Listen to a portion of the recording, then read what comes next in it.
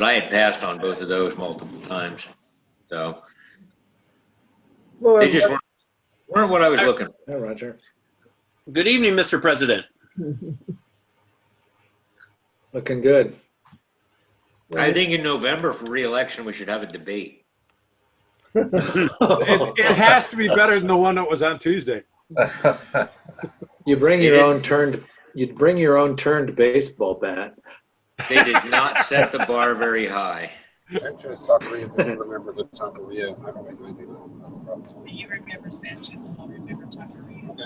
Can anybody tell me a good place to go look to find instructions on turning Christmas tree ornaments? There's got to be 100 of them on YouTube. Yeah. It depends on what style you want. I got my brother-in-law gave me one last year that he turned. He actually had turned it in one orientation and then split it on the quarters, split it on 290 Right. degrees, turned it inside out, and then finished it that way. So it was a hollow. Yeah, Steve did a demo of that last year. I tried to. I used old glue and it came apart early in the demo, unfortunately. Thankfully, tonight's demo went a lot better than that. Yeah. Yeah, I was thinking for at least one future son-in-law, making him a pen. He likes pens. Mm-hmm. Larry does a lot of Christmas ornaments. I do a lot of Christmas ornaments. Joel Smith did the challenge, the spray, the airbrush challenge last month, and he did a Christmas tree. I think I put it in the newsletter. Yeah. Yeah.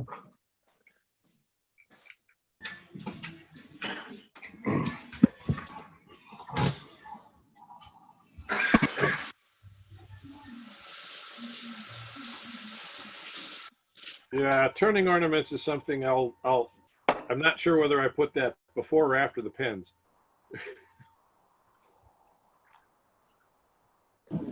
I'd warm up with the pen and then do the ornament. Yeah.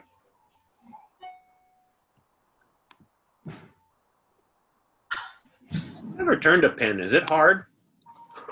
No. Most of them, it's not difficult. Is it fun? It's rewarding in that you can turn one out if you're practiced at a particular style. You might be able to turn one out in just 15 minutes or a half hour. Oh, wow. Which you can't do with multi-segmented turning or bowl turning or anything like that. No, I can't do them that fast. No. No, and I'm looking at how best to get set up to do pens, and if I do the Mandrel Saver is, what I understand is sort of the best way to do it. But I've also debating between that and just getting a live center and a drive center that have the 7mm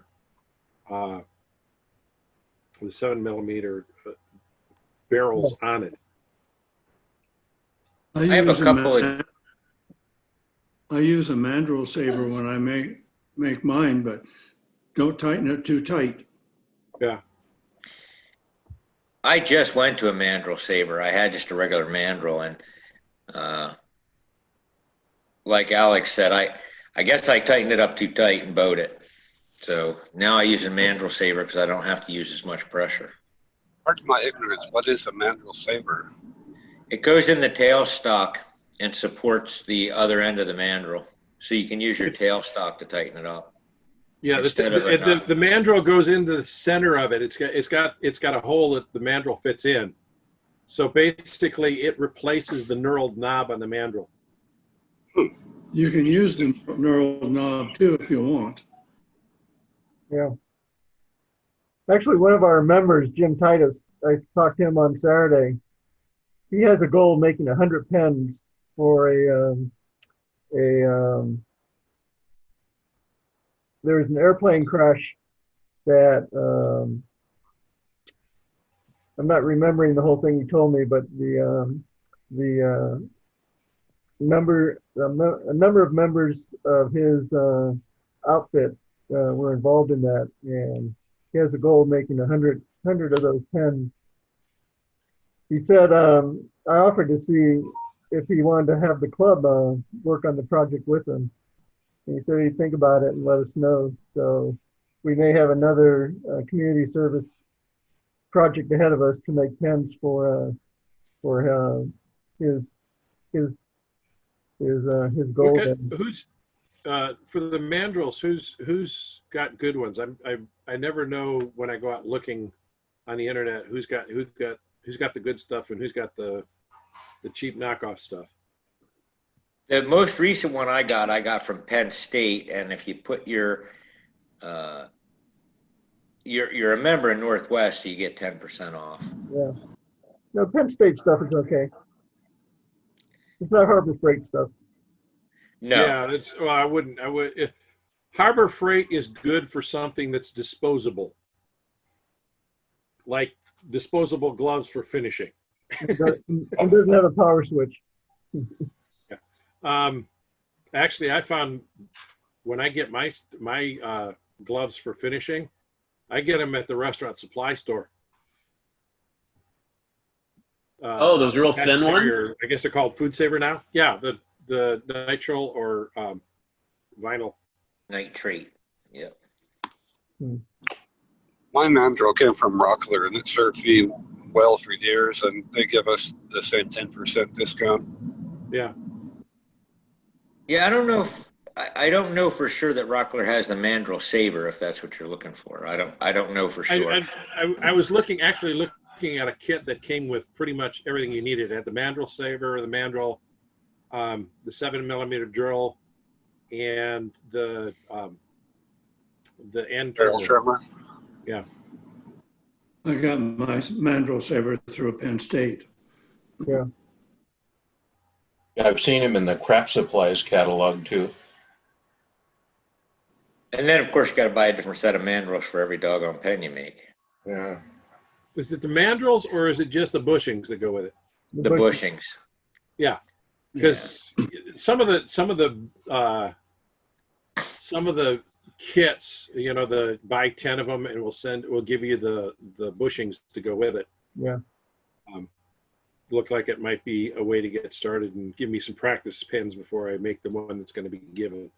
And have a good way of saving them because it's easy to get them mixed up. I was going to tell you what I did is I have a bin with a bunch of compartments in it, and I will take a colored paint pen and color each set.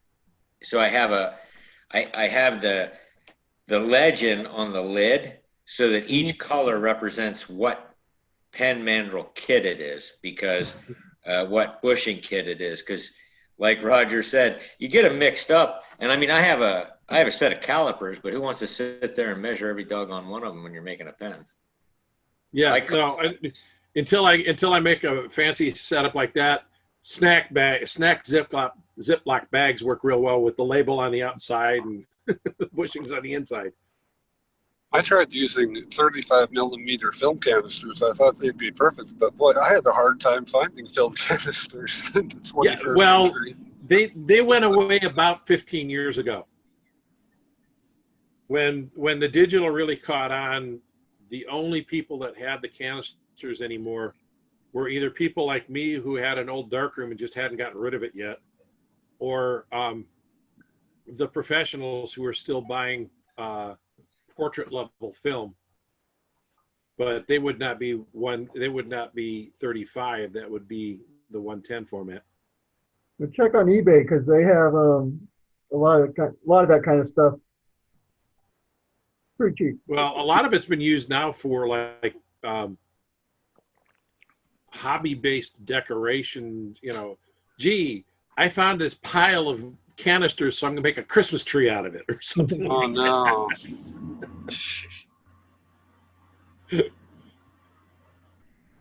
I do have one universal set that I made. I have a metal lathe in my shop too, and I made one out of brass that actually I think that one's out of bronze, but it's a step bushing.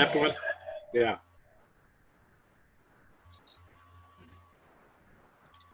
Yeah, if you have the ability to make that, that's really good. I don't have the ability to turn metal. I've got a friend that could. I could probably give him the dimensions and say, hey, can you turn this for me? Well, it was a pain. I'll tell you, it was a pain to step all that out. But yeah, for and him, then- it's not a problem. But he grew up. His dad was a machinist and boiler welder. So he was, he grew up in a machine shop. I'm pretty proficient at it, but it was just measuring how long to make it and what diameter for each step. And then, of course, the first pen set I went to use it, it was not the right size. Bummer. Isn't that always the case? Yeah. Hey, I what do don't people- care. I don't care how many people- steps you put on it. The pen you're going to make is the wrong set of bushings. It's the one that's not on there. Yeah. What do people think about these bushings that are made out of the material the CA doesn't stick to? They're made out of what? They're made out of a plastic that the CA glue doesn't stick to. The same material. It's somewhat similar to the material that the CA glue stays in. Yeah, but your gouge doesn't care. It'll cut right Gouge through. doesn't care. I know. It would be one of those where you'd switch after you turned it, and I'm like, yeah, maybe not. I've never Sounds had like a a really problem. good business model. What? Sounds like Yeah, a good good business model, right? All right, I'll be back in a couple minutes. I got to go grab my food.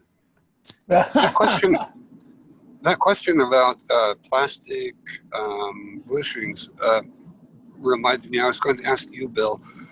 It sounds like you put one color paint on bushings and the same color on the drawer that it goes in, so you'll have like purple bushings for a certain thing. Don't you have a problem with the sandpaper removing the pen paint off the bushings?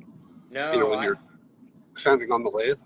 no, because I mark it on the end that goes inside the pen. Oh, okay, gotcha. That would work for the bushings that fit inside. I was thinking of like the 7mm bushings that nudge up against, but don't go inside the pen tubes. Okay, gotcha. But I mark it on the end, not on the outside. Okay.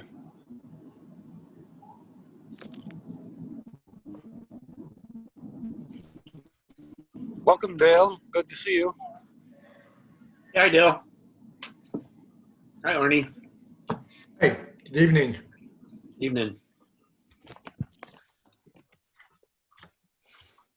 Pardon my bad manners, but I haven't had a chance to eat today, so I'm eating my pizza.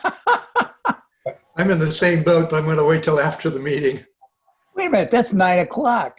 You're not supposed to eat that late. It's not good for you unless you're planning to stay. I agree, but this has not been a good day, so that's just what happened.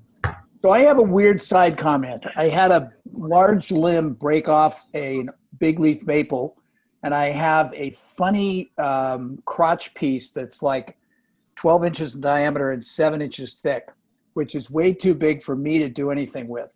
And I am more than happy to hop in my vehicle and transport it to anybody who wants it.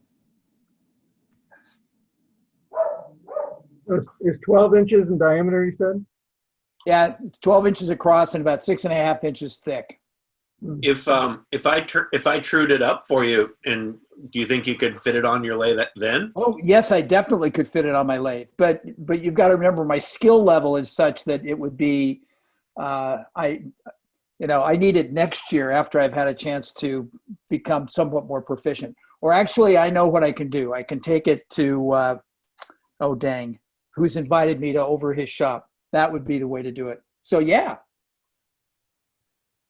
Good. If it's green, it'd be easy to cut and it'd be a good practice piece. Yeah, good practice piece. Okay. So, Yeah, bring it by anytime. how do I give me an address and I'll bring it by? Well, I'm in Northwest Portland. You're in Northwest. Northwest? Oh, Up it's on the ridge? no, in the flats. Like 20 like it's Linton or something like that. 24th and Raleigh. It's the R in the alphabet. Oh, right, exactly. Over by Good Sam. Yeah, a little further down than Good Sam. Kind of right next to the McMinimans is there.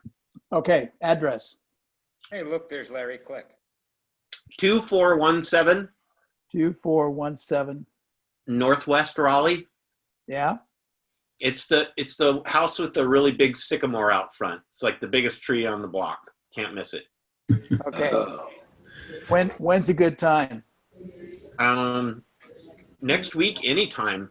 Can you wait that long? Oh yeah. I mean, it just got pulled out of the tree today. Oh, good. Well, anytime. Monday I have a doctor's appointment. I'm getting a flu shot, but Tuesday morning would work. Tuesday morning. You have anchor That'll seal, work. seal it. Okay, yeah. Let's plan Have Tuesday anchor morning. seal the ends. Cool. Is that a historic home, Bill? There's some beautiful old homes in your neighborhood. It's an older home. It's not one of the oldest. It's just a bungalow we redid it, but it's 1920, 29, something like that. Old for Portland. Yeah. I used to live in a 1904 house, and that was great. Great. Define great. It's just neat to live in something that old. Well, for 35 years I lived in Northeast Portland, and none of my homes were built after 1920. So I'm very experienced with those houses. And there are always little quirky things that you discover that, yeah. They knew me by my first name at Hippo Hardware for so long. Just because trying to find all those old things there. Hippo Hardware, Rejuvenation House Parts. Yeah. Rejuvenation House Parts when they were actually Rejuvenation House Parts. Before they moved. He would. Yes. Yes, we're there. Oh, when they were in the hood. So Larry, we had a couple questions on Christmas ornaments. Yeah, what's that? Any recommendations of plans for them? Yeah. Say that again? Recommendations for getting plans for Christmas ornaments? For plans? Yeah. Just YouTube. That's what we said, YouTube. It's going to show that I'm there. So you sit down and then your face will come up there. My wife is a big fan of Pinterest. Right now your picture. So she always shows me these. Gee, could you make one of these? I'm going, okay. Let me think about that. Okay. Well, that's where I got most of what I'm doing is YouTube. Look at that. I never thought I'd see Phil laugh. I think the idea is sort of figuring out how to make it fly.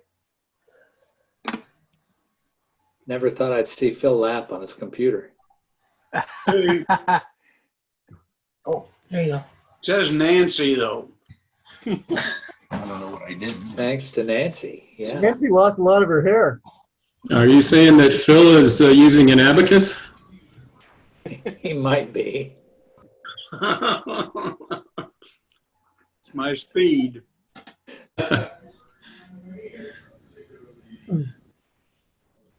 My father-in-law, the math professor, would use an abacus to calculate his grades. I can barely taste it sweet. Yeah, I probably won't have more than one. Oh, I would have at least 2. Let yourself go. Welcome, Mike. Good to have you.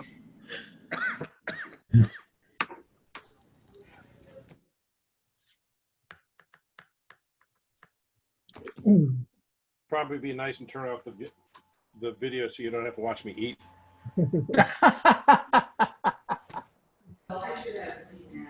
So any of you guys take a look at the new website yet? Yeah, looks good. Looks great. So I just Good want to let job, you know, it's not live yet, so a couple people have been trying to do live things on it, but we're gonna make it live next week pretty soon. And then does the old one just go away? Yeah, we'll make it go away.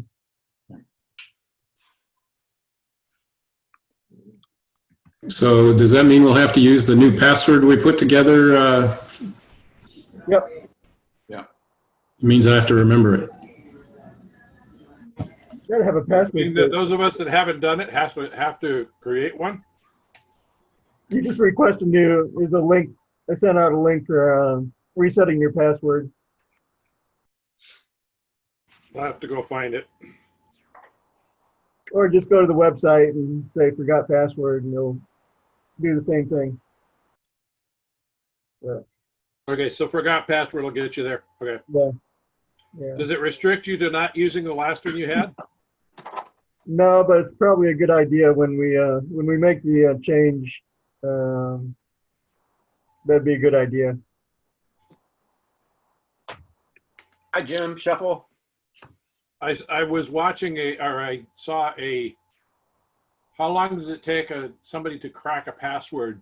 And based on what my typical passwords are, it would take him like 37 years. Oh. And you can remember those passwords? Yeah. Good for you.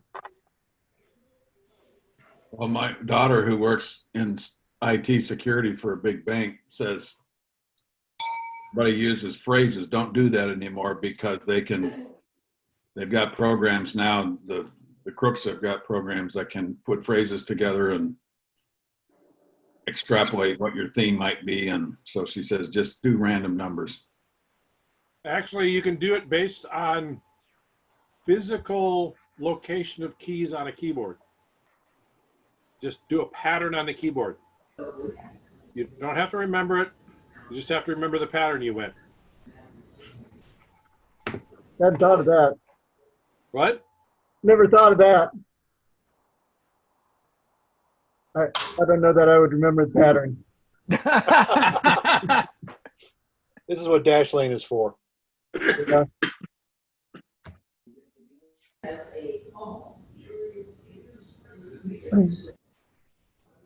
Okay, it's about 7 o'clock.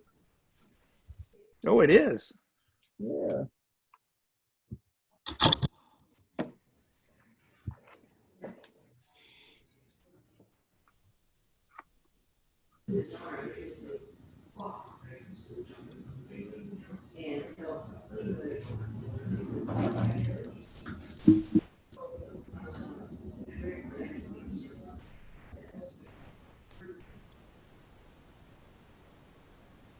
Okay, why don't we get started? You guys want to mute yourself? Or I can mute everyone if I remember how. But anyways, so welcome to October. We have a lot of things planned for October. We have, obviously we have our demo tonight with Steve, and it's a recorded demo. We recorded it at Larry's place, who has a really, really nice shop for, especially for recording, because lots of room around the lathe. And Steve put a lot of effort into getting ready for this. So you'll see that in the demo.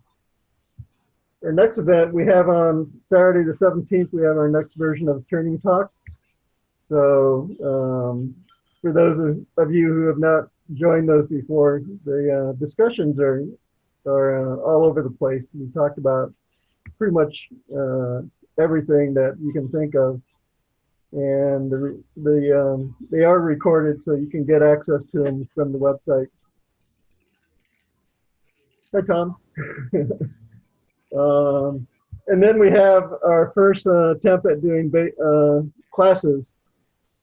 Dave Wood's shop is perfect for classes. We have 5 club lathes now plus his, so we have 6 lathes. He's got a big space so we can safely do social distancing. Are you saying we have 7 lathes, Tom? Yes. Well, You got my audio? yeah. Well, then I can open up a slot for another member because we've sold out the bowl class with, we have 6 registrants and we have 4 for the spindle class. So we have 2 openings there. So if we have Before you jump too fast on that, Roger, Dave and I talked about having one lathe that was dedicated to the instructor or instructors. okay. So that they would have a setup ready to go to demonstrate what they're doing. And then the other 6 could watch and then follow right away on their own machine. That's a good idea. Okay. So we'll keep it at 6 for now. Yeah, unless you need the revenue. No, we're doing good revenue-wise. Good. For those who've been tracking our wood sale, that's turned out to be a humongous cash generator. So we're revenue-wise, we're doing quite well. And our treasurer is here, Mike. Want to just give us a quick overview of our bank account? Well, the wood sale has added significantly to it. This morning, our bank balance was 13,500 or so. I don't recall recent history it being that large. We have paid for the wood, so anything we get on that from here on out has been in the black.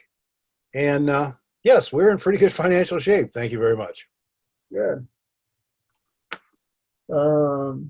So we have our 2 classes. We have a spindle class on the 24th of October, and then November 7th, we have the class on the bowl turning. And then we have an open shop following. Open shop is November 14th. So those who are taking the classes, open shop is a good time to get more refinement because there'll be a lot of us there to help with the with anyone who comes to open shop.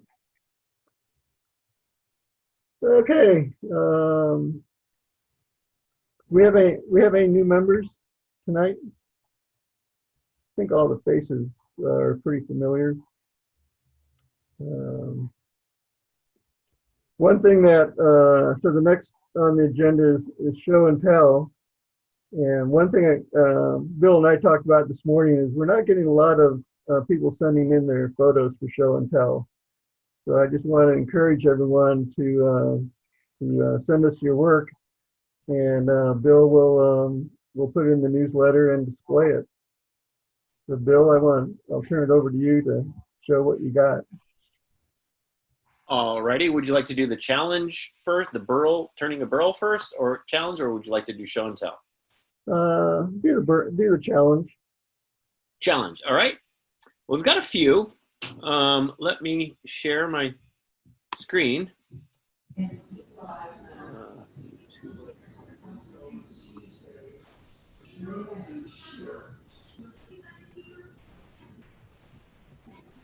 There we go.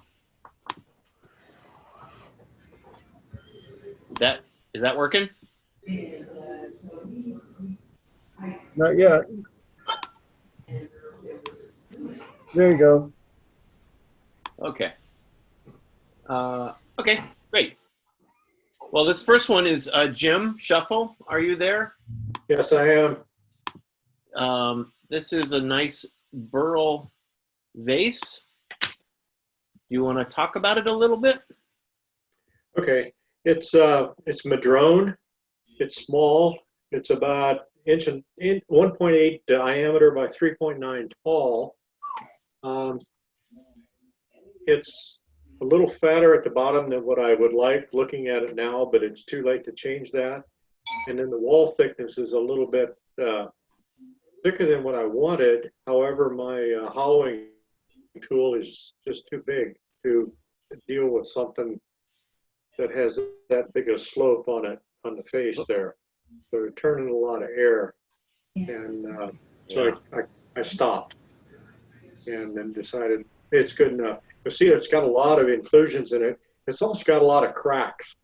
that don't show up so much, but I stabilized the cracks with CA, and then some of the inclusions I filled a little bit with coffee grounds and CA. Other ones I just left them alone because they still had a lot of dark stuff in them. Finished with wipe on poly, but I need to add another 3 or 4 coats. All right. Good.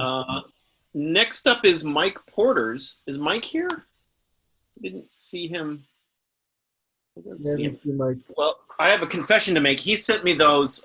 He sent me these via text last month, and I forgot to. I just overlooked them when I was putting them in the newsletter. So I told him that we were having the Burl challenge this month's meeting, and so I said I definitely put it in here. So this is his first Burl that he's ever turned, and turned it nice and thin. It's very pretty. That's what it looks like on a pedestal. A gorgeous piece of wood. It sure is. So that was from Mike Porter. And pardon? Is it maple? Looks like it might be. I think it's actually, I don't know. I thought it was madrone, but I could be wrong. Okay. My guess is it's yes. madrone, because Mike has quite a bit of that and he likes to turn it. Okay. If I can jump in, that it actually is big leaf maple. Oh, is it? Yeah. Okay. Mike had a lot of fun noodling through how to do that, and he was pleased with the outcome, as he should be. Yeah, it's very nice. Very pretty. And the last one is Roger Crook's Vase.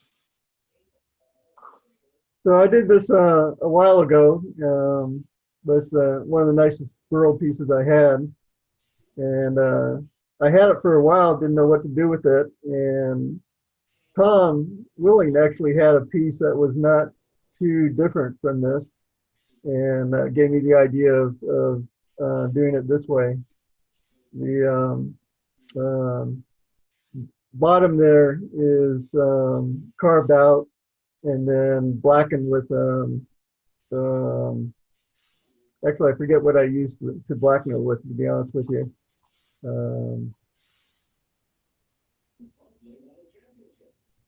Ebonizing, that's what I did. I ebonized that with the black, and the finial is blackwood, and then I made it more black with Indian ink.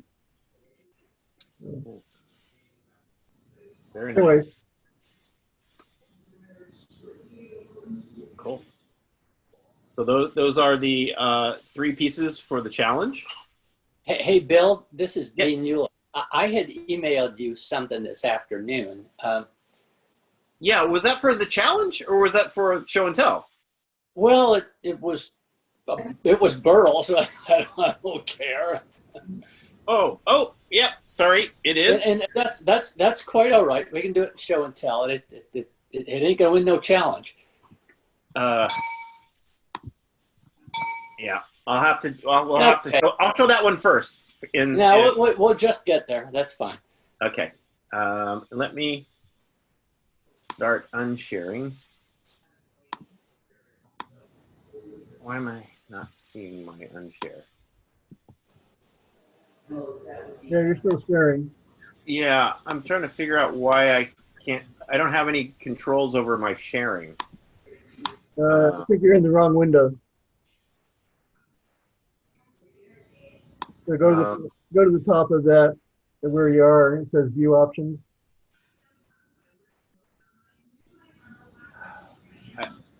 I've got the chat window, and I've got the regular window, and then I've got all of the people, everyone's screen. But then maybe it's because it's down here. Oh, here we go. Yep. Oh, that was weird. Okay, so let me start sharing the show and tell.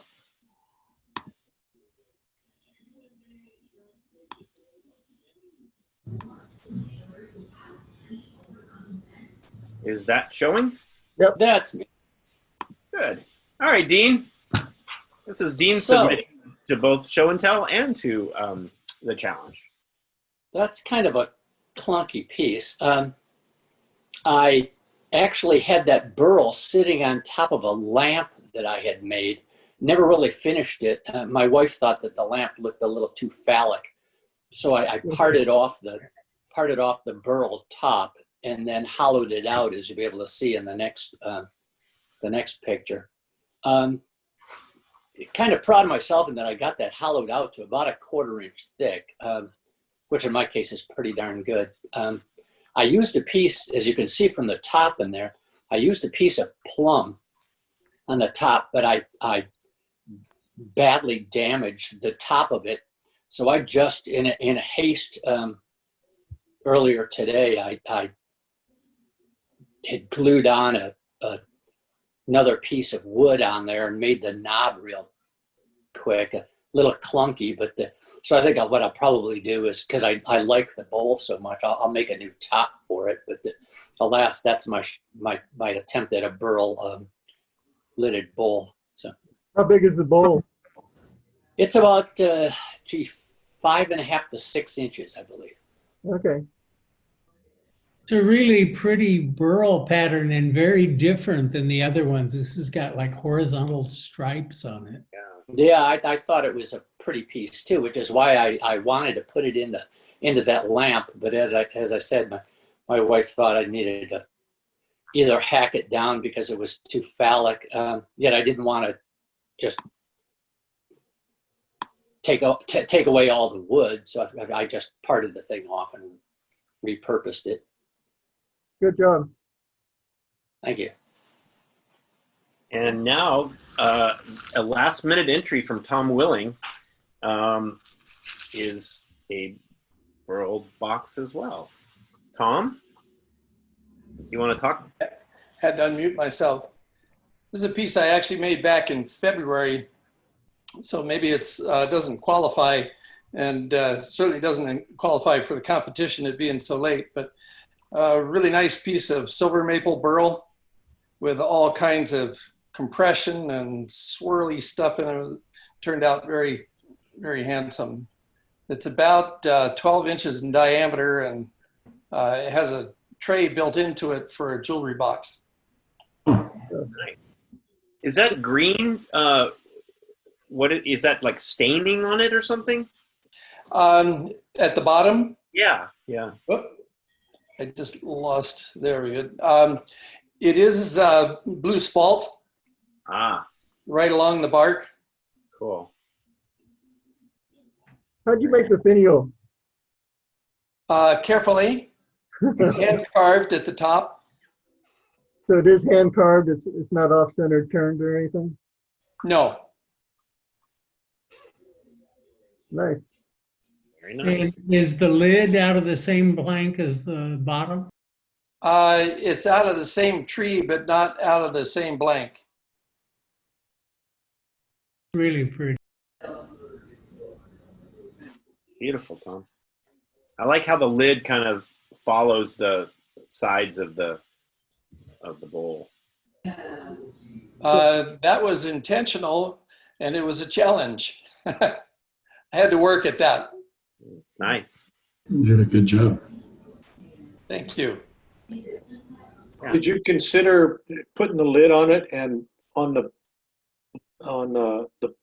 bowl and turning the lid while it was pressed on there to get the shape right? I didn't, and the reason is it's got such a big diameter. I did a lot of repetitive fitting in order to get where I got. Probably took me about 2 hours just to fit the lid. How did you chuck the lid? I started with expanding the jaws into a recess on the inside. Okay. And then for the other direction, I put it on a screw chuck to start with while I could keep it tight against the chuck. And then I think I finished it with cold jaws. Wow. Okay. Thank you. Very nice. Very nice. Okay, that's the last of the Burl challenge. Thank you. Yeah. First show and tell piece is 4 pieces of, I guess you call it treen, from Steve Newberry. Beautiful. I think, did you say it was pear wood, Steve? Pear wood. It was a pear tree that was taken down by the wind right before the wildfires next to Skip Burke's house. Oh. And all 4 of those pieces are from the same tree, and you can see how much they vary in color. Yeah. So were these all turned, or was there some hand carving? They're all turned. The bowls on the spoons are carved with, I made a jig for my angle grinder, and it has the Lancelot chainsaw head on it. And it pivots above the bowl and carves out the bowl. And then the rest is turned. Cool. Very cool. Yeah, very nice, Steve. Larry, Click, you are up next. Some very nice spalted something or other. This is a piece of big leaf maple that came from some trees my former boss with Milwaukee Heating out in Malino, and he's been slowly taking down an assortment of trees out there, and this is part of that. That is about a little under 9 inches in diameter and about 7.5 inches tall. This was kind of a scrap piece after I was through cutting up the tree, but it's got some real nice spalting on it. The rim there is undercut to where the wall about maybe 1.5 inches below the top gets down to a little under 1/4 inch, about 3/16 of an inch thickness down towards the bottom. And so that's it. That's all there is to it about that one. That's nice detailing, that texturing that you did at the bottom too. Thank you. Nice little piece. And here's your next one. Yes. This is a piece of birch. Another friend took a tree down, and I got some of that wood. And this had some real nice burl in it. And as I was turning it, I found a crack, or an assortment of cracks that was built in. Looked kind of like a lift truck fork had hit it down on the bottom. And so I did some inlay with turquoise on that. And then, of course, it's obviously a hollow form. The wall is down to about 1/4 inch most of the way, but I really didn't have enough tool to get all the way down and all the way to the edge to do it right. But it came out okay. Yeah, it's really nice. Probably should have put that in the monthly challenge too. Sorry. Oh well. It's labeled. I love it. Larry, only your wood turner will know about the wall thickness. Yeah. Yeah, you could have said it was 1/16 inch thick. Yeah, you guys would never have believed that. So this started out as a walnut hollow form. Again, a different friend took down a walnut tree at his house, and I got some of that wood. And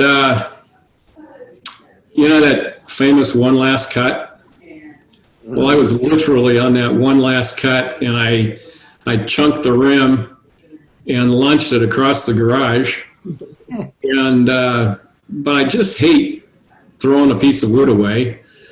So I sanded the top flat and put that piece of Paduk on there.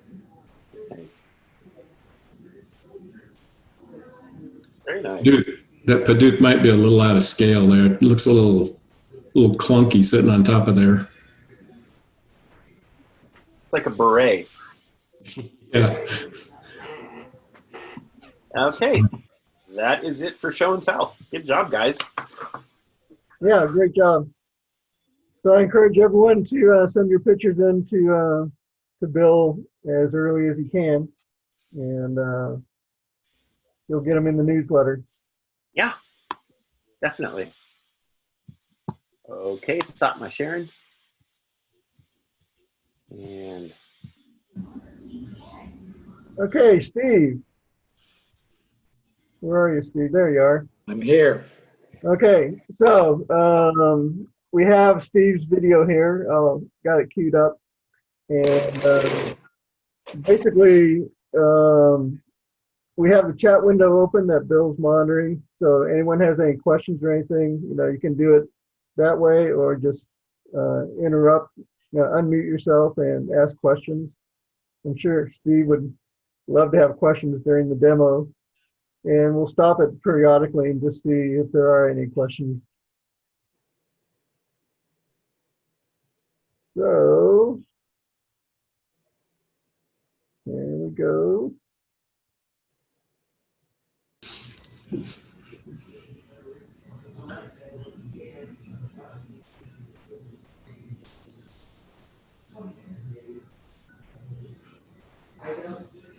You guys seeing that? Yes.